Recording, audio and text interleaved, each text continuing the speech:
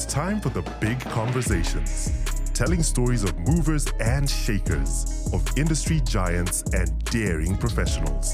It's time for the conversations that change your perspective on life. The kind of conversations that shape entrepreneurs and move careers forward. If you don't know where these conversations are found, we are sending you a GPS. But if you're listening to this voice right now, you are here. Welcome to the Growth Podcast. This is the GPS. We're back with another exciting edition of the Growth Podcast. Very grateful you joined us for a conversation on this week's edition of the podcast. My guest is back on the podcast. Mr. Kangwa, how have you been? I'm fine, thank you. How have you been? Good, thanks. All is well? Yes. Yeah, recovering from a cough, but I'm fine. Nah, you look like you're okay. You look like you're not struggling. It's been a busy life. I think once you are busy, When you're busy. busy is better than being idle, you know? Yeah. So instead of complaining about being busy, you actually thank God that you have things to do, stuff to do. Okay, you're one of my I think first 3 guests on the podcast. The first time that you came, we didn't have these cards, but now we have got these cards. Oh, okay. So pick any 4 cards, ask a question, then answer it. Just any 4 randomly, any 4. This one. This one.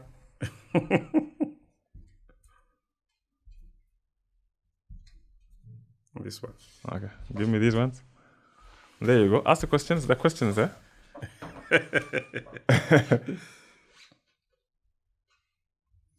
What piece of advice would you give your younger self if you could?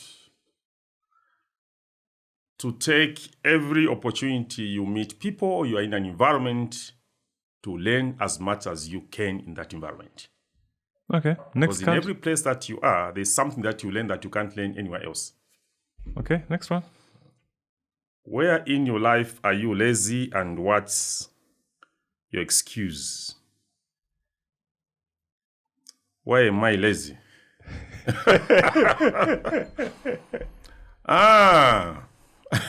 What am I lazy at? Myself. Eish.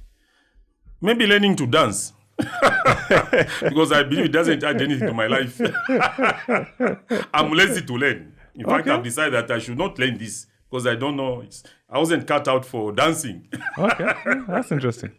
What's something you are sure you would never do but secretly wish you had the guts? To tell off somebody that you respect, somebody that I respect, but then I know that if I tell them the truth, it will hurt them. So I would rather keep quiet. Yeah. Okay. As part of our African culture. Yeah, African culture. Yeah. We avoid It's the true hard and- conversations. Yeah, because you know that they will not receive it well. So you just keep quiet Okay, and let them hate themselves. the last one. What do you know about life that few others have figured out yet? That humility costs nothing. Yeah. To drop your standards when the environment dictates so. Some people want to stick to their to what they call high standards because if they drop them, they are scared of what people think. Fortunately, I'm not in that category. I'll do what is necessary to feed myself and my family so that I don't become a beggar because begging erodes your integrity. Interesting. Today we're talking about a book that you've written, 48 Questions for Your Retirement Roadmap. Yes. First of all, I want us to get it very clear. When you talk about retirement, people think this podcast is for old people. Because you've brought up the issue of retirement. Because in Zambia, retirement is a conversation for your 40s, 49, then I you're see. thinking about retirement. Okay. 20, 22, I still have time, you know. Okay. So let's just clear the air, first of all. The retirement conversation, who is it for? It's for everybody. And why is it for everybody? Retirement is part of your life cycle. Everybody goes through that stage. For as long as God gives you the opportunity to live a full life, you will go through retirement. It's part of one's life cycle. So what is part of your life cycle can never be said to be for a certain group of people. Retired people were once young. I was once young, but now I'm retired. So it's for everybody. Okay. Yes, at some point I never imagined that I would retire. But now I'm in retirement. So the earlier you accept this fact, the better for you. Because you need to begin to prepare now. Because retirement is not something that you just walk into. That's why you should begin to think about it early in your career. It will come one day. Okay. What was the inspiration behind the book? What just told you write a book on retirement? Remember, this is the second book I'm writing on retirement. The first book was published in September 2022, titled 12 Keys to a Decent Retirement, and followed by 48 questions for your retirement roadmap. And this book particularly is targeted at busy people. Because I've noticed that many people, even when they bought the first book, you try to find a follow-up. I usually follow up on people that buy my books. Did you read that book? Yeah, man. I've been busy, and that is several months after they've bought the book, paid for it, and then they have not read it. I realized, okay, people are too busy, or they think they are too busy to think about retirement. So this book is written in a way that does not waste one's time, even if you are busy, because it's just about questions. It will ask a question like, what are you doing today to ensure that you have passive income in retirement? That's one of the questions in the book. And on the other side of on the left side, you have this kind of a question. What are you doing today to ensure that you have passive income in retirement? Then on the right side, it gives a justification for asking that question. Because for me, who is already retired, I know the importance of passive income. So I'll talk about why I've asked that question. Now, anybody who is busy, even if they're on the road, somebody's working as a driver, when they have those 5-10 minutes to stretch their legs, they can at least read one question and then read the justification for asking that question. So this book is targeted at busy people, people who think they are too busy and whose attention span is limited. What kind of questions are those, the 48? They are arranged according to what I call the 4 challenges of retirement. So there are 12 questions on finances, because finances is a big, big problem in retirement. So there are 12 questions on finances. There are 12 questions on the intellect, the mindset. There are 12 questions on relationships, and there are 12 questions on health, because these 4 are the key challenges of retirement, the way I've experienced them. Okay, let's go through each of them. The problems to do with finances, I think are obvious, because when you retire, you've got no income. No income, yeah? Yes, you get your pension and whatnot. Sometimes the pension won't come immediately. Mm-hmm. Others wait. Others even die before they get their pension.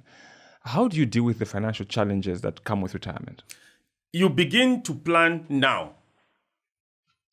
That's how come, I think initially I was saying that the topic of retirement is for everybody, including the people who are working. So when you are 25, when you are 30, you begin to think about the issue of finances. Finances will be a challenge in retirement. You must say, okay, when I retire, my income will dwindle. Dwindle, that is assuming that you'll be on a monthly pension. Or if you are going to get a lump sum, you know that, when I retire, I only get a lump sum and I will not have these regular payments. But bills will not stop. So how do I continue to finance my bills? That's the question you ask yourself whilst you are working. And then you begin to prepare, put in place mechanisms, or if it's a business, that will be giving you an income. That's how you prepare for finances. Because I can tell you that the biggest challenge in retirement is cash flow. Imagine you are getting 10,000 kwacha today. And then I'm using myself as an example so that nobody will say, no, he's telling lies. As you see me now, I'm on a pension, monthly pension. Now, if you ask me what percentage of my monthly salary, I left employment in July 2017. My monthly pension now is 13% of my salary in 2017. Now, assuming I was getting 10,000 kwacha, it means that my pension now is 1,300 kwacha. Now, when I followed up, I did some inquiries. I researched. That salary of 2017 has grown to a level where my current pension is just about 6% of what my 2017 salary has become now. Now, how do you downgrade your standard of living by 87%? Because I said 13% of what my salary was in 2017. The only thing is that if you cannot downgrade, you may downgrade it to a certain extent, but the only thing you can do to bridge that financing gap is to ensure that you have other sources of income to bridge that financing gap. That's how come finances is a big challenge in retirement. Whether we like it or not, it's coming. And like I said, I think the last time we had a chat, I said, don't use your children as your retirement plan, because you will not know what their circumstances will be. The same way you are failing to support your parents adequately and consistently now, is the same way your children are also going to fail to support you. You probably have good reasons why you can't support them. Your children also have the same good reasons that you have for not supporting you. So whilst you are looking after your children, supporting them to have a livelihood, to have a good future, do not neglect to prepare for your own future. What's the best time to begin to plan for retirement? And do the plans differ depending on what stage you are in your employment cycle? Yes, the plans will differ, but all of them will revolve around cash, money, all of them, all the plans. One fundamental question that I encourage people to ask themselves when they are preparing for retirement is, in what state of preparedness do I need to be at the time of my exit? Now, if, for example, I've elected to go into farming when I retire, it means that I need to prepare to be an effective farmer between now and the time that I retire. Now, for me to, as part of the preparation, I'll need money, for example. If I want to go into vegetable growing or want to go into rearing of cattle, I must begin to acquire the skills and the knowledge that are required by a cattle farmer. Now, to acquire those skills, well, you cannot throw out the need for finances. You need to be able to pay for that knowledge so that you acquire it. If, for example, you want to say, like I said last time, we had a chat, if you want to become a consultant in a particular field, you must ask yourself, what skills, what knowledge do consultants need? Consultant in what? I want to become a consultant in performance management. Okay. What knowledge, what skill? Inevitably, you must find money to upskill yourself so that you prepare yourself for that kind of occupation after retirement. Because whether you like it or not, you still need to make money in retirement. It's just how do you make that money? Because retirement does not mean you stop working. Yes, to a certain extent. But realistically, retirement entails that you scale down on your activities because emotionally, physically, mentally, your energy will be a bit lower. So you don't want to continue stretching yourself, especially physically. But those who prepare well, who start early enough, they actually put in place mechanisms that will give them passive income so that they do very little or nothing, but they continue earning. Ideally, what you want to do in retirement is to not work, but continue earning. Now, sometimes that may not be possible. You have to do a bit of working, but earning. And earning enough to bridge the financing gap that I talked about, because bills will not stop coming. And sometimes you retire at a time when your children are still in school. You still need to pay for their university, secondary school, and so on and so forth. There are bills like power. If you have not come up with your own hydro power, it means that you must pay somebody for providing you with power. If you don't have a borehole, you must pay somebody, a utility company, for providing water to you. All those are bills that you cannot run away. You need to eat every day. Unless you grow own food. Even when you grow your own food, you need resources to be able to produce your own food. So you need money on a daily basis, weekly basis, monthly basis. Every term, every semester, you need money. Where will that money come from? When, upon retirement, your income dwindles or stops, bills have continued coming. Where do you think the depression comes from for those who are in retirement? Depression comes from a number of things. For those who did not prepare, maybe they are shocked by, this is what retirement is. They are shocked and they think that they have no alternative. They have no time to go back into the past to work out retirement plans.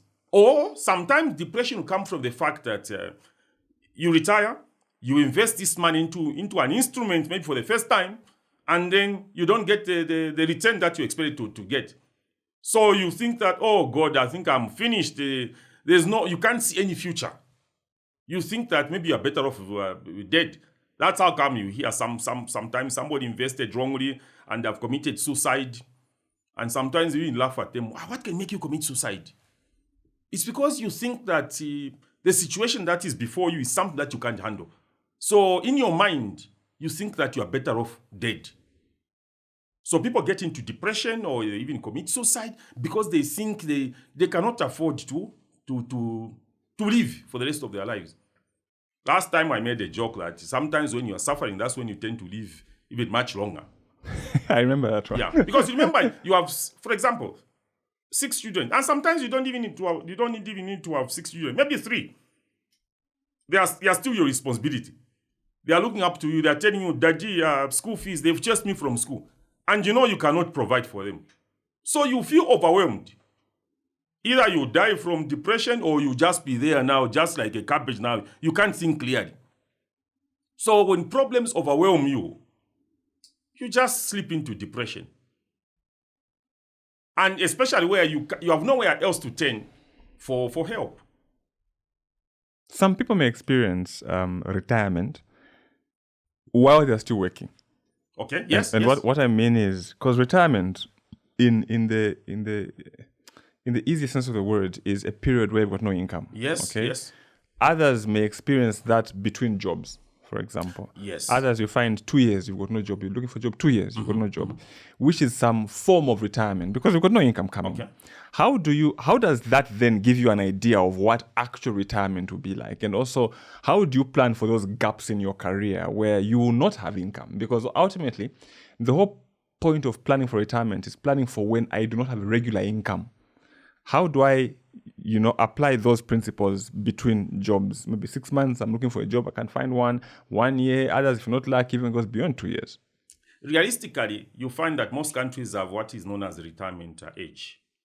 In Zambia, it used to be 55 at some point, and then I think 2014, 2015, that was amended to increase to 60. So when you talk about retirement, we're actually talking about that time when you are no longer employable, if you see what I mean. Those gaps you are talking about can come, yes, but as long as you are younger than the retirement age, there is a hope that somebody will employ you. But how many people will be willing to employ you after you've attained your retirement age? Very few. And the reason is simple. Your energy will be low, and you cannot give the best to your employer. Now, when you have these episodes of, say, 2 years, you don't have... Let me give you an example. In 2009, that's from about 9th of January to 13th of April, I was jobless. I didn't have a job. Out of a job. 95 days. And those 95 days, I think, were a turning point for my life because I started observing the livelihoods of retirees. And what I observed, I think, was heartbreaking. I noticed that two to 3 years after leaving formal employment, after retirement, people looked desperate. They looked desolate. They looked like they had no clue how to navigate life. And that's what actually planted a thought in me that when I get back to employment, because I was still looking for a job, I'll start planning for retirement the very first day that I go back to employment. And that happened. On 14th of April 2009, I went back to formal employment. That day, I remember I slept, I think, around midnight or 02, crafting a plan to say, okay, when should I prepare to retire? In fact, I told myself that I should not wait until 55. Because part of my observations in those 95 days when I was jobless was that there are some things you cannot do in retirement, no matter how passionate you are about them, because your energy levels will be low, physical and mental energy. So I told myself that I don't have to wait until 55. Let me exit from formal employment whilst I'm still energetic, mentally and physically. So I decided that I'll exit from formal employment at the age of 47. And I put in place certain things, for example, to say, okay, when I exit from at the time that I exit from formal employment, what is it that I'll be doing? Because I'll still need to earn an income to take care of the bills that do not stop. So one of the things, I think I remember 3 things. I said, okay, let me prepare for consulting. let me prepare for lecturing. Let me also prepare for farming. These three. So I had the 7.5 years plan from 2009 to the end of 2016 to say, these are the things that I must attain as a way of preparing for formal employment. So I told myself that, okay, as a family, maybe we need to have, that was part of the plan. We need to have, I think, 3 houses. In the next 7.5 years, we need to we'll build the 3 houses so that when I retire, we'll live in one, put the other 2 on rent to help us with these bills. Okay, what else? To become a lecturer, at that time I didn't have a master's degree. I think I need to have, at minimum, let me have a master's degree in human resource management. What else?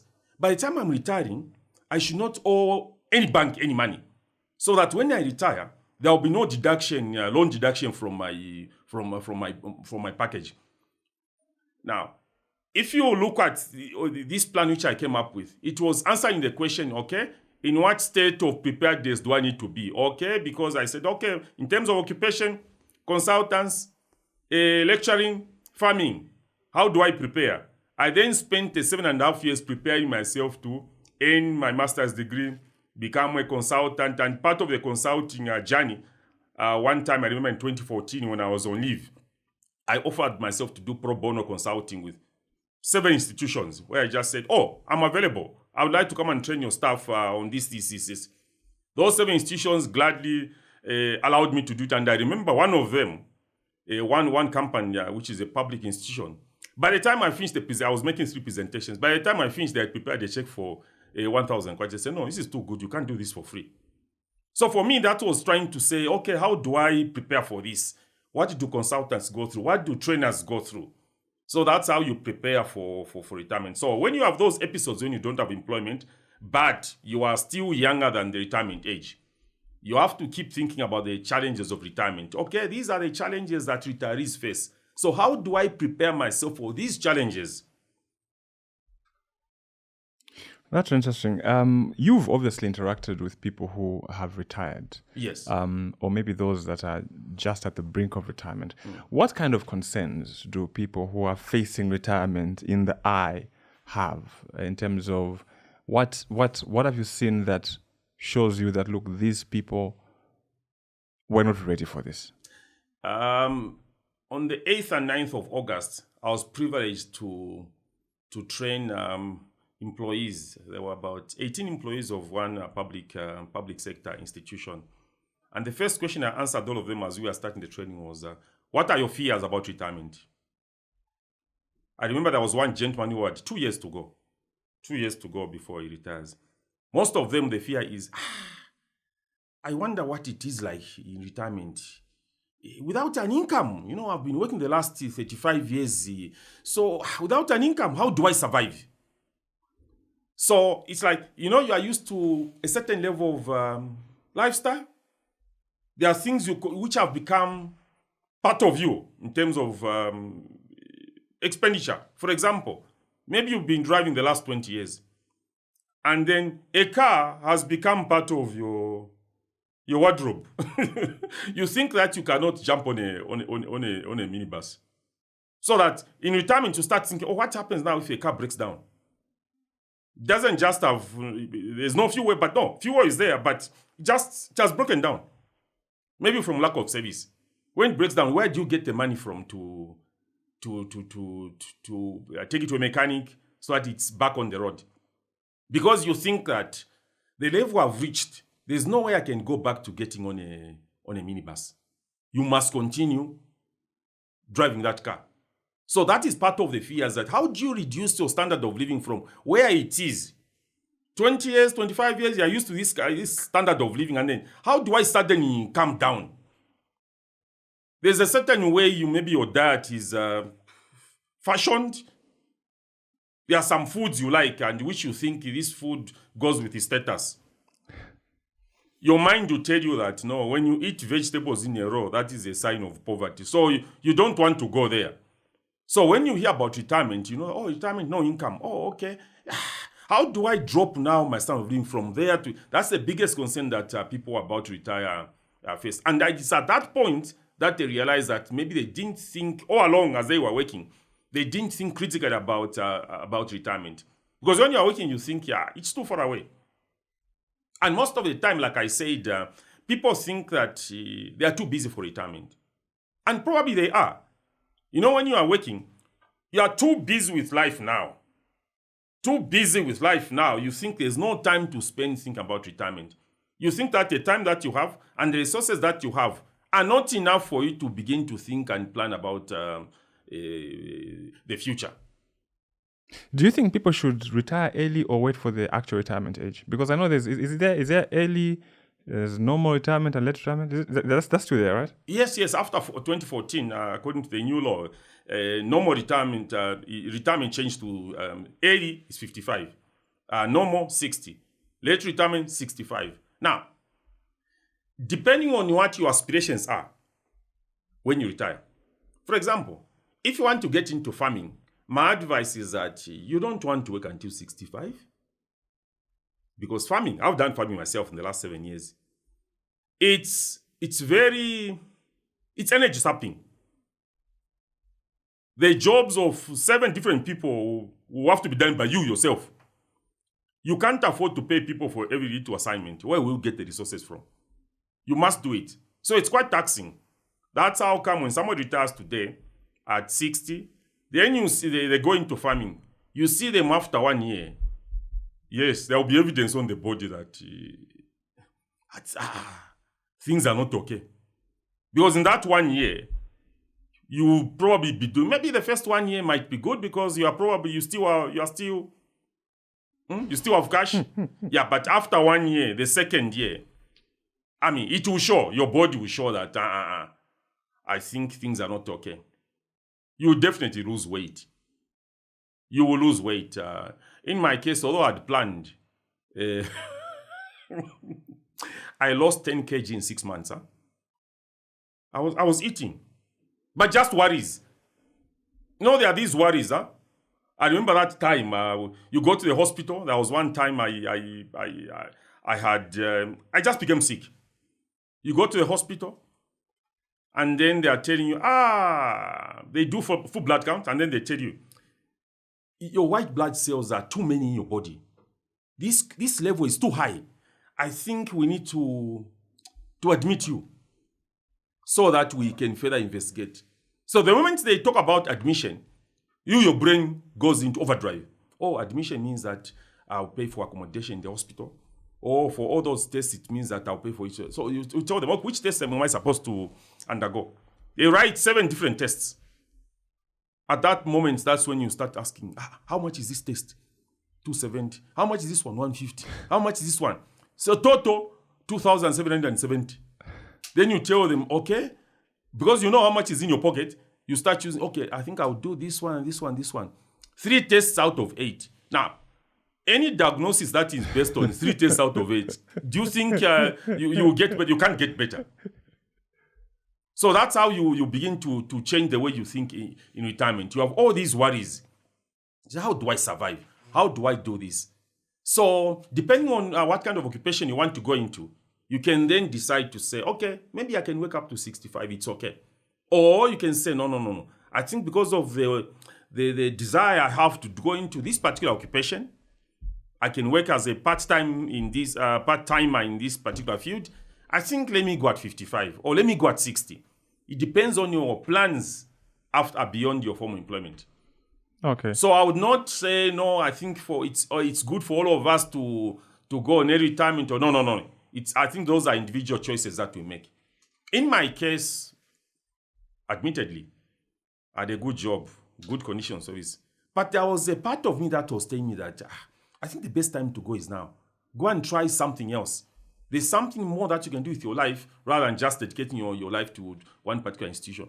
And when I left, I told myself, because you remember I left at the age of 47, I told myself, okay, I'll give myself 3 years to try these plans that I have.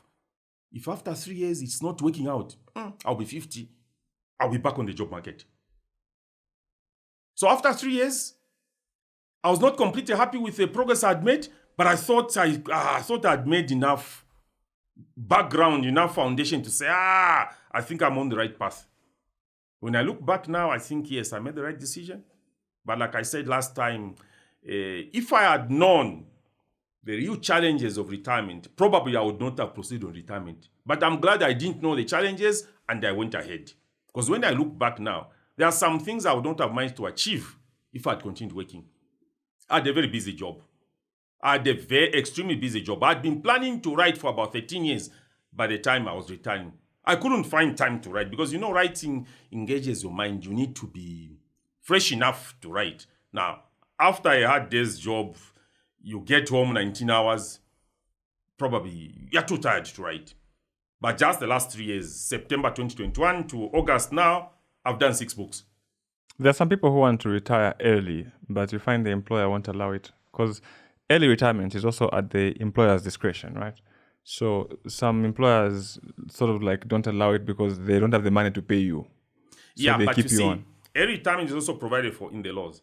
You can leave employment, for example. If you want to resign, you resign. No one will stop you from resigning. Because there's no way the employer will say, no, we don't want you to go. You can choose to resign depending on what plans you have.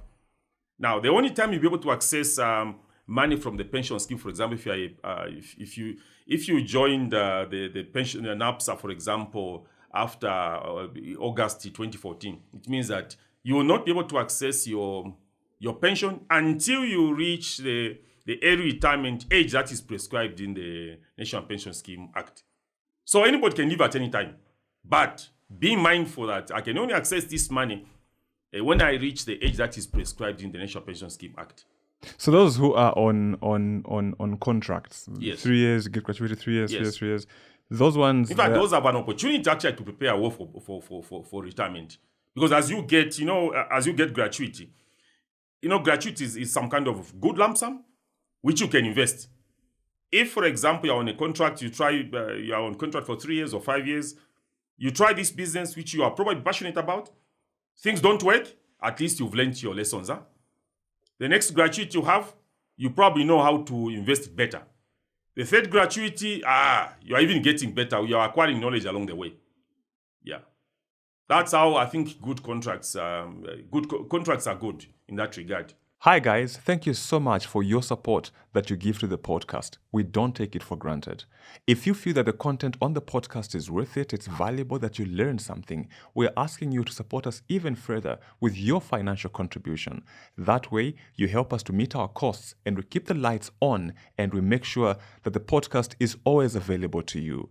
You can do so by sending a contribution to any of the numbers that are showing right below. We thank you for supporting the Growth Podcast.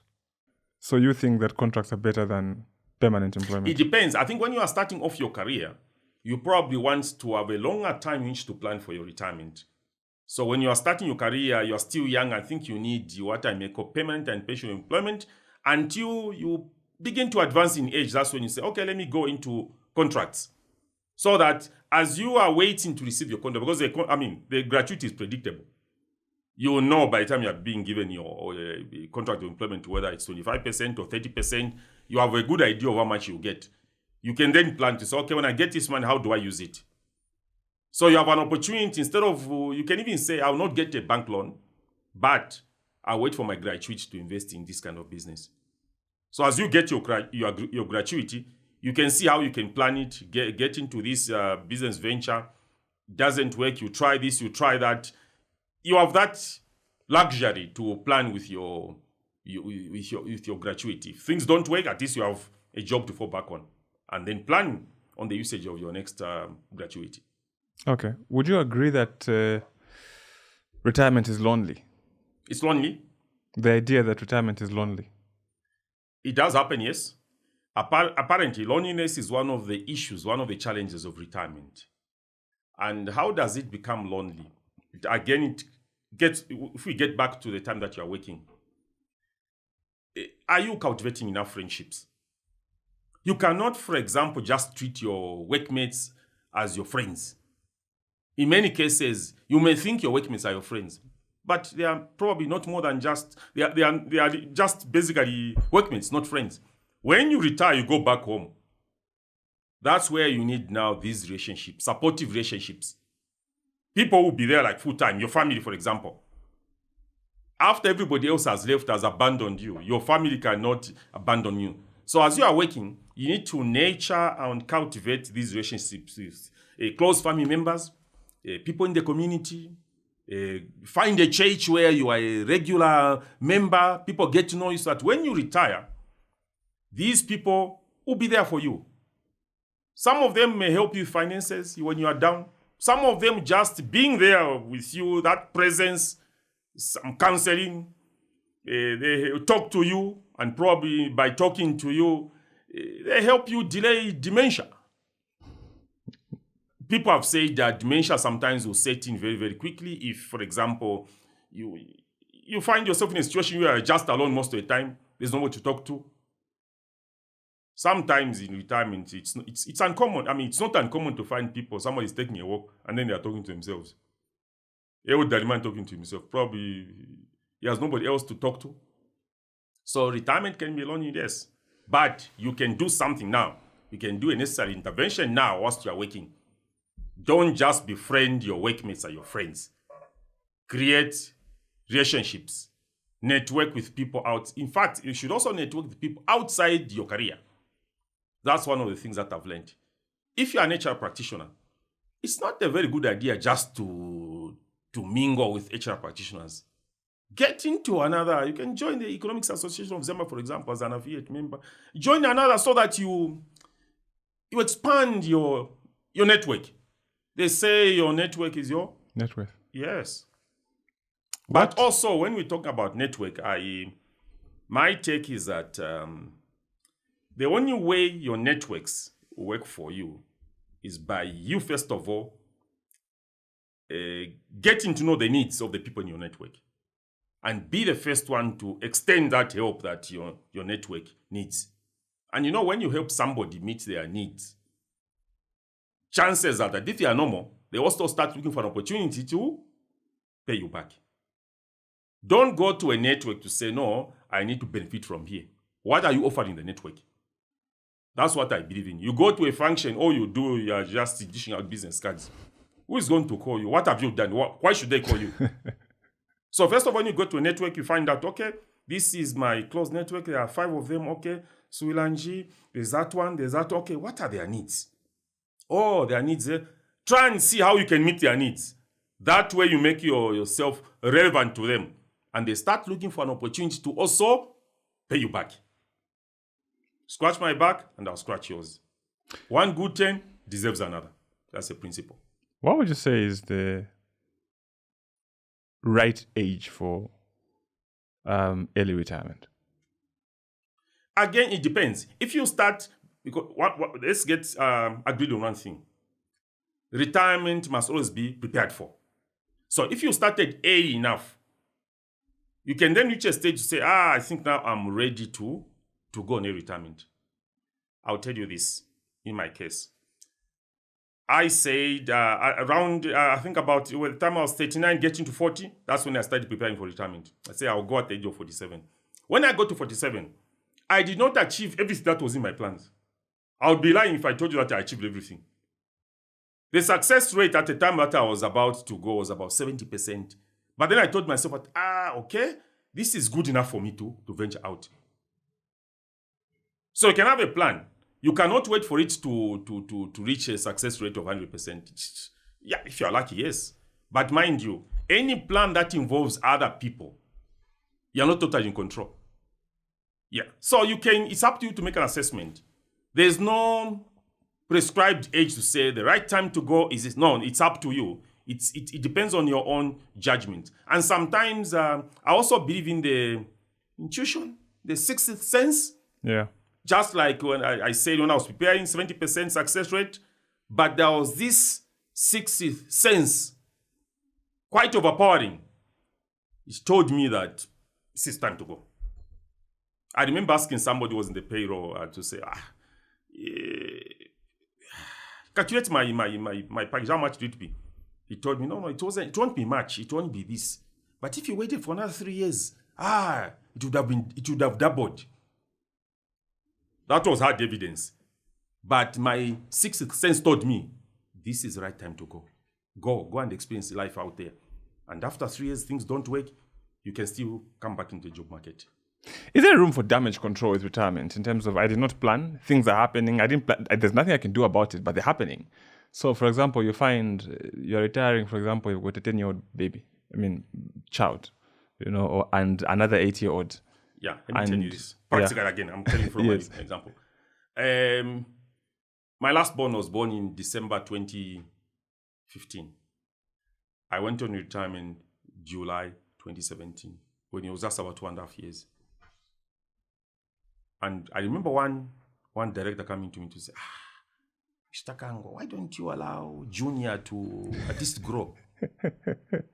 So I didn't respond there. I just laughed. Then I was telling myself, because mind you, when I made up my mind to go on retirement, the only person I wanted to be comfortable about the decision was my wife. If I was comfortable and she was comfortable, or everybody else would do. In fact, I was quite choosy in terms of who to share with.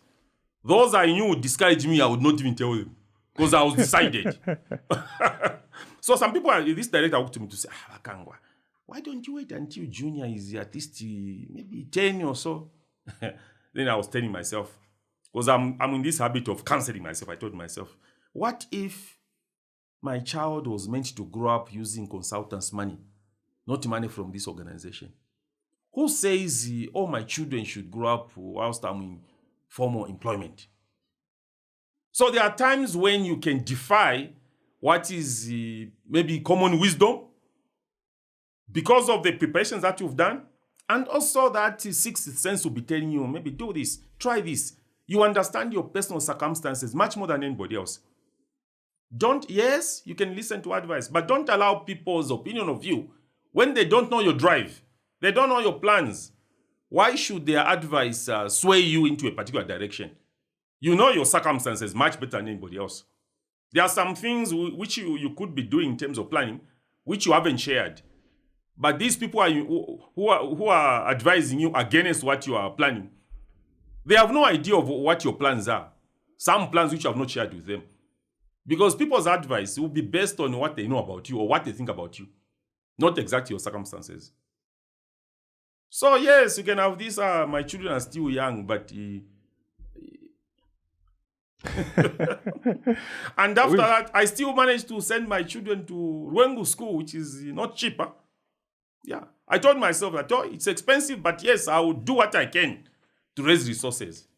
Yeah. We've seen people, and I know that you even know some people, as I ask you this question, who retired, but time, they go back with a 6-month contract, 1-year contract. What do you make of that? Okay, my comment is this. Life is not a straight line. And sometimes our plans don't pan out the way we hope they would pan out. There's nothing wrong with coming out of retirement to go and do a job. Depending on your prevailing circumstances at the time, you can even choose to say, I've seen a job advert, and that profile is like, they're talking about me. I think now, because this thing called business, which I've been doing, is not working. If I got that job and worked even for a year, okay, yes, they are saying 3 years contract, but yes, I will accept. But if I was given that job, I would only work for 1 year. And in that 1 year, I'll make sure that each month I save half the salary that I'll be getting. So that I raise so much, which I will need to come and finance this new lifestyle that I've started, my retirement lifestyle. So there's nothing wrong with coming out of retirement to achieve a specific objective. Just like someone tells me, is it okay to wake up to your retirement age, or is it okay to leave? There's no straight answer. There's no prescribed answer. You have to assess your individual circumstances. You can continue working, it's okay for you if that's what you've decided and you know why. You can leave before you retire because that's what you've decided and you know why. So there's nothing wrong with abandoning retirement to achieve a specific objective. So when I find myself broke in retirement, and by broke in retirement. I mean, I'm old. Let's say I'm 69, for example. I think no one will employ a 69-year-old. Yeah. Until you bring, unless you bring it back as a politician, as you get a point, right? Or maybe give me a ministerial position or something or like PS. that. Or PS, for example. Yeah. But in terms of actual career work, nobody wants we employ a 69-year-old. Yeah. I am broke in retirement. It has found me. I have financial obligations. How do I stay alive? Because for most people, I think that's when now the question of depression comes in, the question of you feel like a destitute comes in, and you feel like the only way out is, suicide or whatnot. And how do I still keep myself alive in Be retirement? flexible. Right from the time that you're working, tell yourself that there's need. It's only in a job where you say, if they tell you, Suilanj, can you please sweep this? You say, but it's not my job. You see what I mean? When you're in retirement, you can't say, but that's not my career. You have to look for opportunities. Last time, I think I hinted to you that sometimes the opportunities that will show up, they'll come to you. These are opportunities that are at variance with what you studied.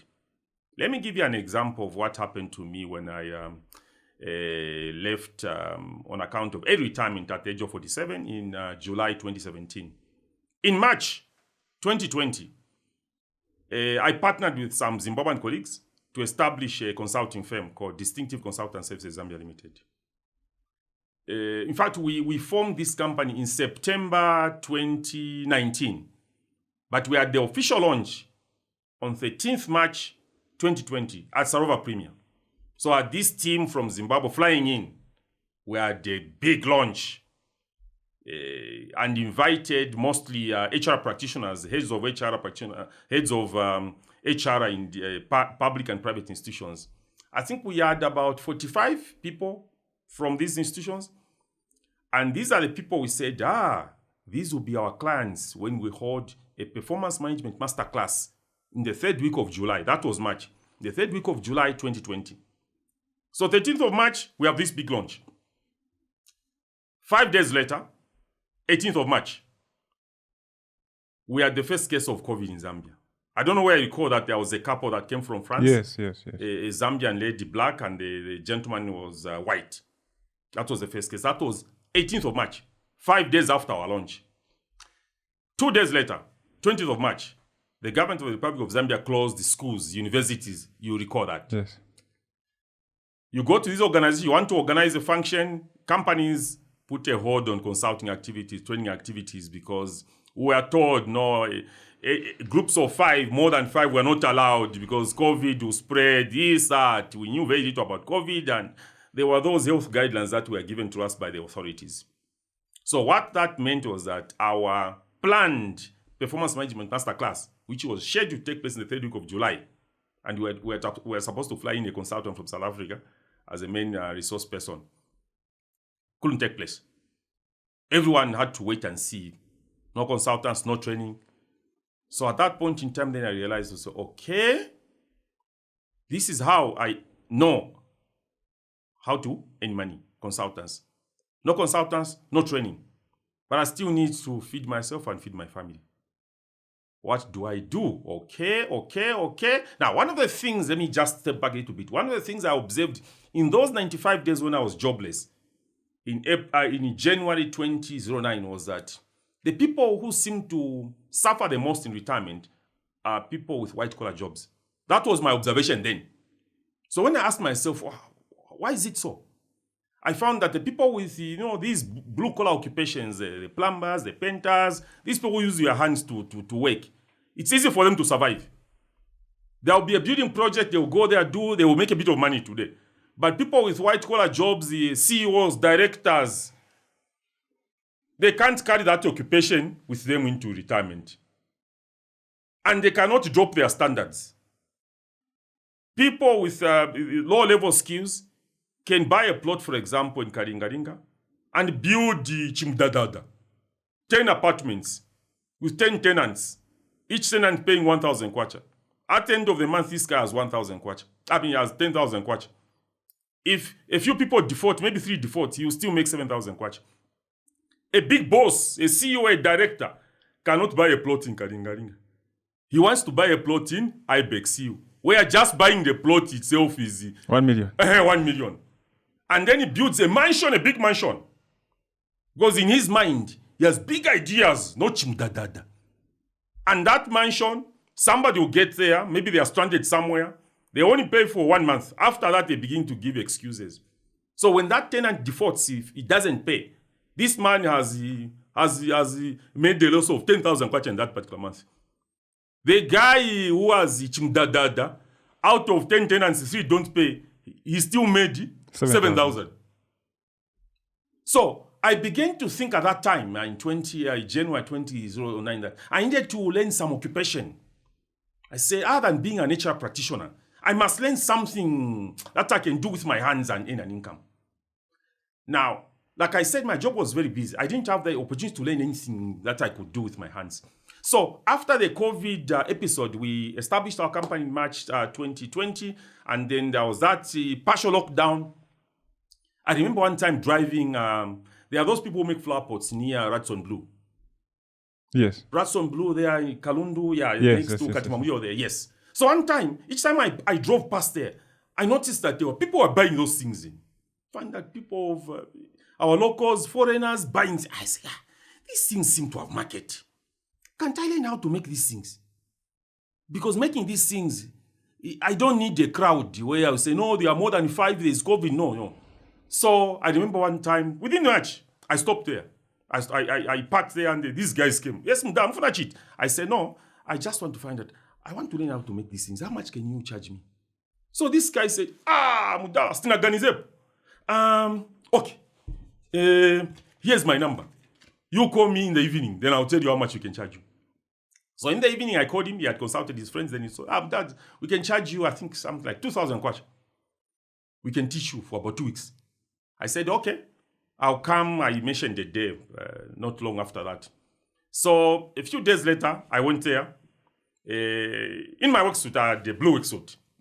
I packed my car. I went there and said, I want to learn how to do all these things that you're making, how to make those concrete balls, how to make this, So those guys at the field there, they abused me. Dala nga tufuna punzira kuchita hivi, not kutamba chabe. Tenga shovel. Now, I had not done some of those things for 20 years, mixing sand and cement, and by lunchtime, my back was aching. By lunchtime, my hands were... Blister. Yes, blisters all over. Then one crazy thing I asked to say, so, toilet, iliku toilet. Oh, I'm there, toilet. Mwachuna chimtengwechi. Chenda cheku mbuyu. Then I'm thinking, oh my God. Former HR manager, Namsa. Former president of the Zambia Institute of Human Resources Management. To be seen behind the tree reading himself. Bazako Pachaba, and this will go viral and I'm finished. And mind you, when I said I was going for that, my wife wasn't for the idea. So, how can you go on there and parade yourself? But, it's one of those times when you choose to be a man, you choose to be stubborn. Because I believed it was right. I still went ahead. Lunchtime came. These guys, they use one pot, which is more like a tin. And first of all, they prepare a shima. After they prepare shima, they move it and they have no plates, huh? At least that time, they didn't have plates. You have seen those small black plastic bags our parents use when they are those parents who sell charcoal? Yes. That was the plate. They put a shima there. After that, they cleaned it and then prepared it. It was chicken. Finished, and then we start around. I think there were 12 to 15 of us seated on the ground, eating now. Now you can imagine, we are all eating radish from one pot, full of soup.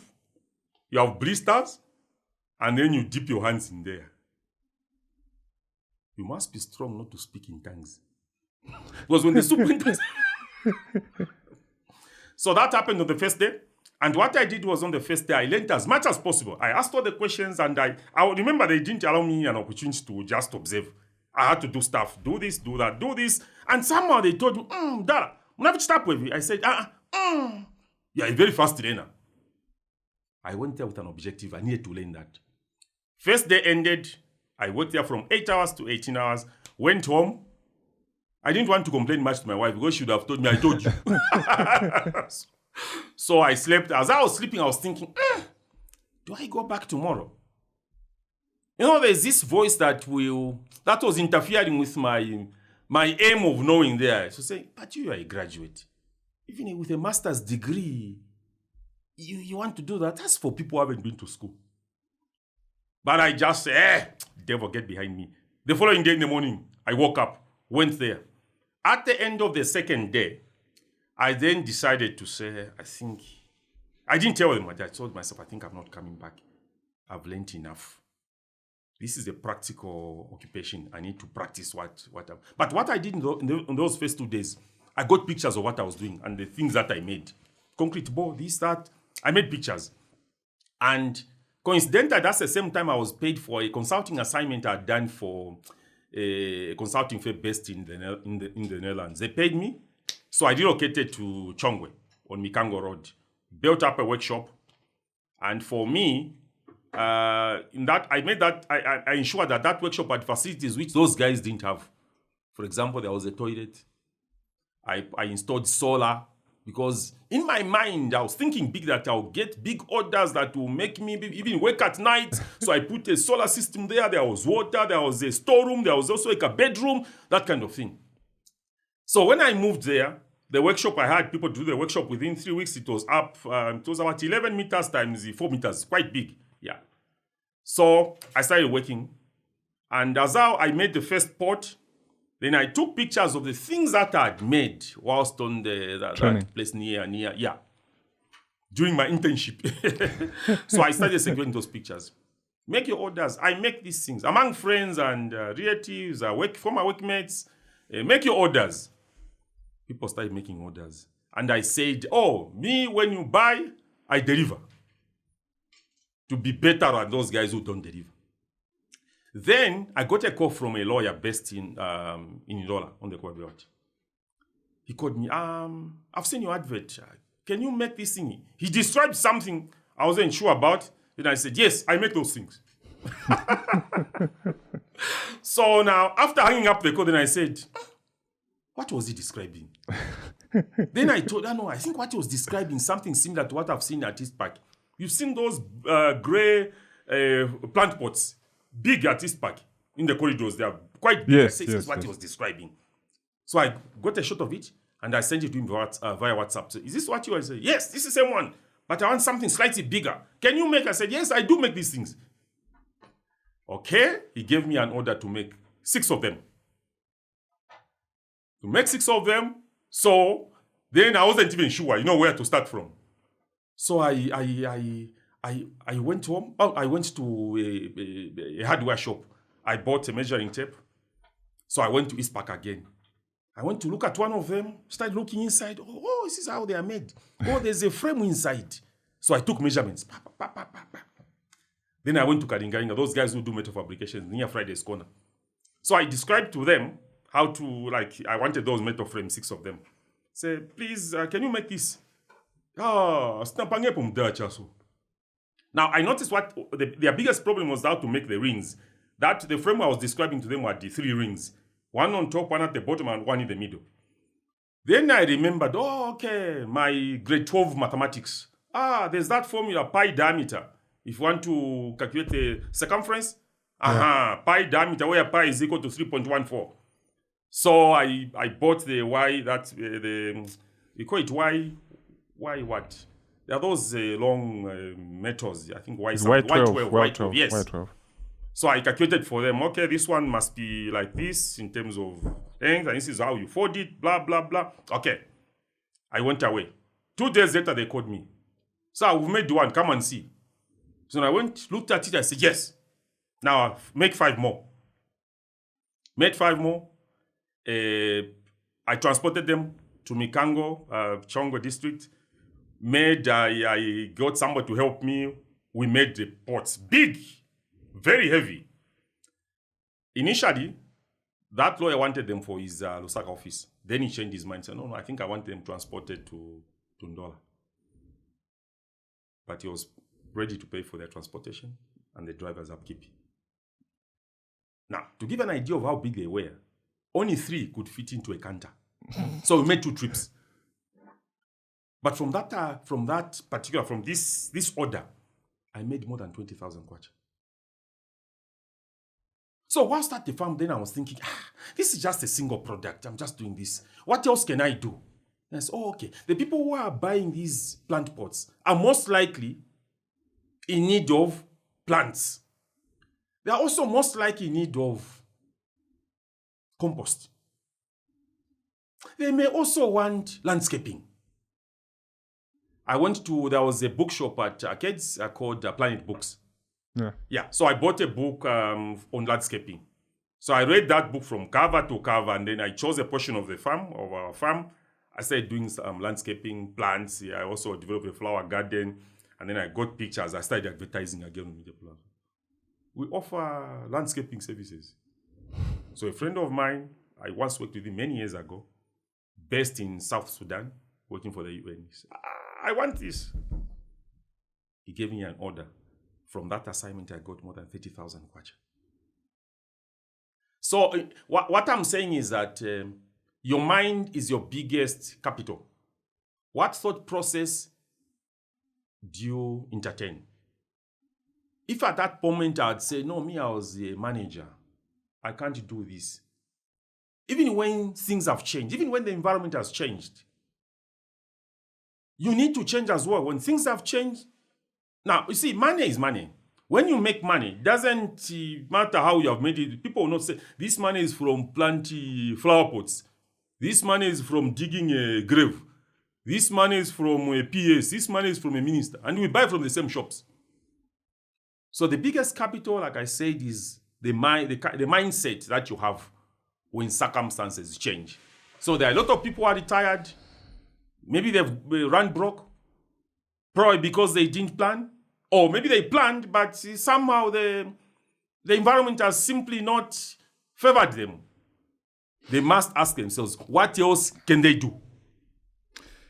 Mr. Kangwa, as we come to an end, 5 things you'd like to give as advice to people who are contemplating retirement. 1, retirement is a reality. 2, sometimes the plans that you make may not work out the way you planned, but you must be flexible enough to look for opportunities which are existing. 3, don't all the time wait for other people to create opportunities for you. Sometimes create your own opportunities. Then 4, what is easy in life is to do what everybody else is doing. Oh, they are selling tomato. Even let me start selling tomato. There's what is known as blue ocean strategy. Sometimes look for something that probably only you is doing. Do you know that I'm probably the only person who is consistent on the topic of retirement in this country? In case you didn't know. It's deliberate. I'm in the papers writing. I'm on TV. I'm writing books. It's deliberate. It's intentional. Lastly, retirement is an exciting time, but ensure that you prepare for it and make sure that you continue earning an income, even when you may not continue working, but you must continue earning an income to finance the bills that do not stop, the bills that will follow you to the grave. Thank you, Mr. Kangwa. When will the book be available?